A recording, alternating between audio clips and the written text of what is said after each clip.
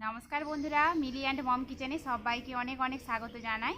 তো বন্ধুরা, আজকে আমি একটা বনের ধারে চলে এসেছি আর কিছু ফুল নিয়ে এসেছি। দেখুন, আমরা যে কুমড়ো খাই সেই কুমড়ো ফুল এটা। তো যে চাল কুমড়োটা হয়, এটা কিন্তু চাল কুমড়োর ফুল না, যেটাকে আমরা বৈতাল বলি। এটা সেই ফুল, বৈতাল ফুল। তো আর চাল দিয়ে আর এই বৈতাল ফুল দিয়ে দারুণ একটা রেসিপি আপনাদের সাথে শেয়ার করব।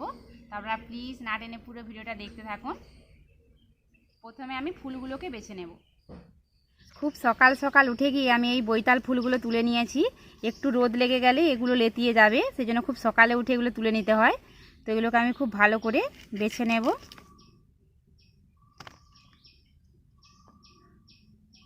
দেখুন বন্ধুরা, এইভাবে বোখাটা কেটে নিয়েছি। এইভাবে সমস্ত ফুলগুলোকে আমি বেছে নেব।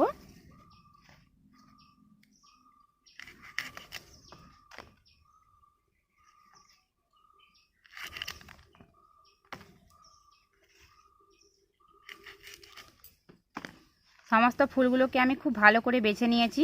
এবার খুব ভালো করে ধুয়ে নেব, কারণ ফুলের ভেতরে অনেক পিঁপড়ে আর পোকামাকড় থাকে, তাই ফুলগুলোকে খুব ভালো করে ধুয়ে নিতে হবে। ফুলগুলোকে আমি খুব ভালো করে ধুয়ে নিয়েছি।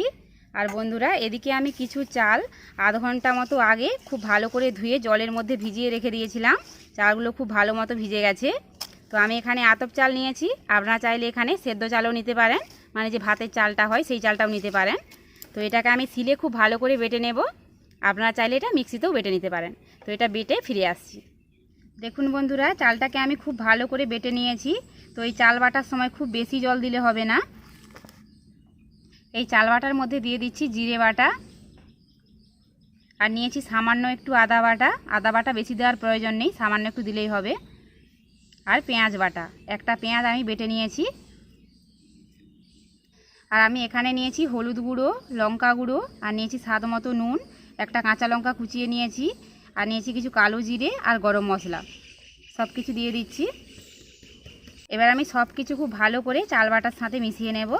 খুব ভালো করে এটা মিশিয়ে নিতে হবে।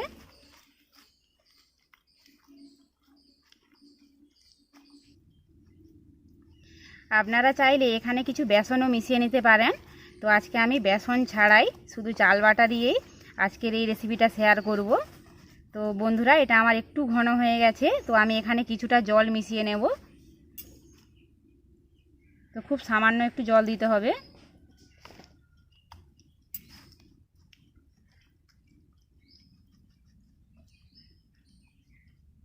দেখুন বন্ধুরা, ব্যাটারটা আমার এরকম হয়েছে। একবারে কিন্তু পাতলা হয়ে যায়নি, এরকম একটু ঘনই রাখতে হবে। তো ব্যাটারটা আমার খুব ভালো মতো মাখানো হয়ে গেছে। তো এবার আমি কুমড়ো ফুলগুলো ভেজে নেব। এদিকে উনুনটা ধরিয়ে একটা কড়াই বসিয়ে দিয়েছি। কড়াইতে দিয়ে দিচ্ছি তেল।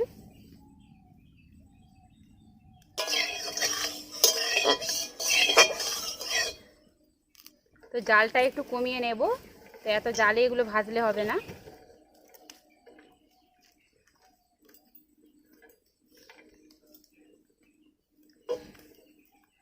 এবার আমি কুমড়ো ফুলগুলোকে এই চাল বাটার মধ্যে একে একে ডুবিয়ে এইভাবে দিয়ে দেব।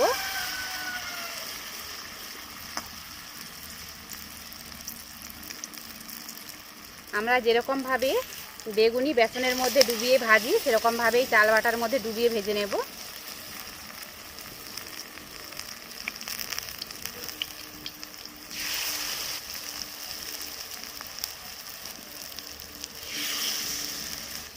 এবার এগুলোকে একে একে উল্টে নেব।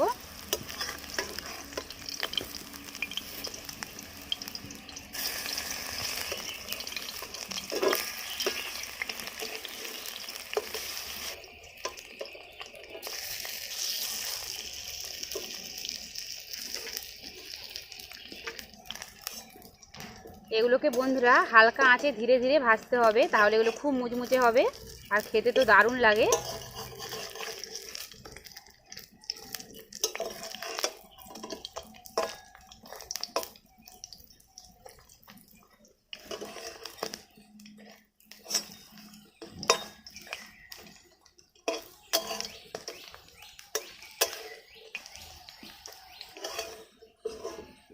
দেখুন বন্ধুরা, ফুলগুলোকে আমি উল্টে পাল্টে হালকা আঁচে এইভাবে লাল লাল করে ভেজে নিয়েছি।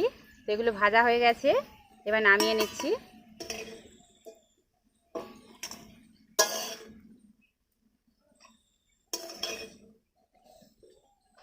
আবারও একটু তেল দিয়ে দিচ্ছি।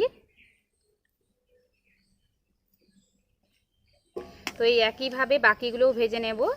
আর এই ফুল ভাজাতে একটু বেশি করে তেল না দিলে ফুল ভাজাগুলো খেতে ভালো লাগে না, সেজন্য একটু বেশি করেই তেল দিয়েছি।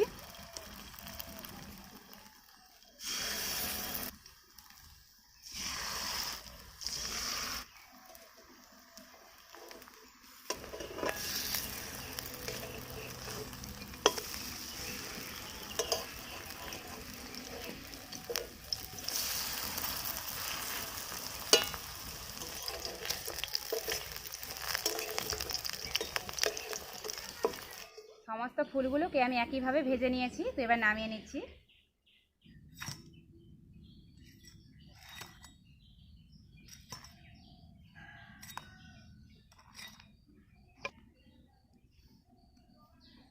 আর দেখুন বন্ধুরা, ফুলগুলো কতটা মুচমুচে হয়েছে।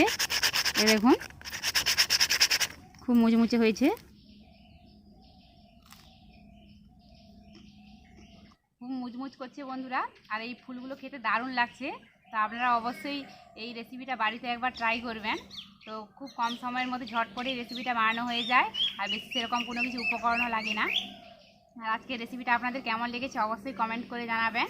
আর ভালো লাগলে please Mili and mom kitchen চ্যানেলটি সাবস্ক্রাইব করবেন, পাশে থাকবেন। তো আজ এখানেই শেষ করছি। ফিরে আসছি পরের অন্য কোনো এরকম নিত্য নতুন রেসিপি নিয়ে। সবাই সুস্থ থাকবেন, সাবধানে থাকবেন। টাটা।